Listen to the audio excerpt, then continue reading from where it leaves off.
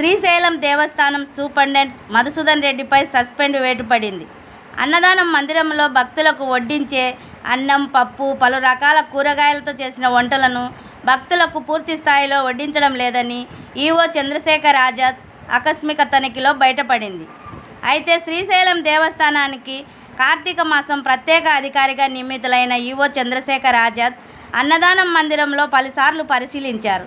అన్నం, పప్పు భక్తులకు వడ్డించే విషయంలో సిబ్బంది సక్రమంగా పూర్తి స్థాయిలో విఫలమైందని దేవస్థానం ప్రత్యేక అధికారి దృష్టికి రావడంతో ఆలయ సూపరింటెండెంట్ పలుసార్లు హెచ్చరించడం జరిగింది. అయినా సిబ్బంది విధులలో నిర్లక్ష్యం వహించారని ఆయన అన్నారు.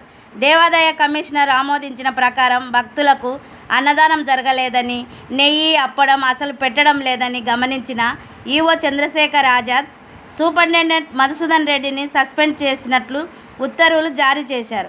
2 వారాలలో జరిగిన విషయంపై వివరణ ఇవ్వాలని ఉత్తర్వులలో పేర్కొన్నారు.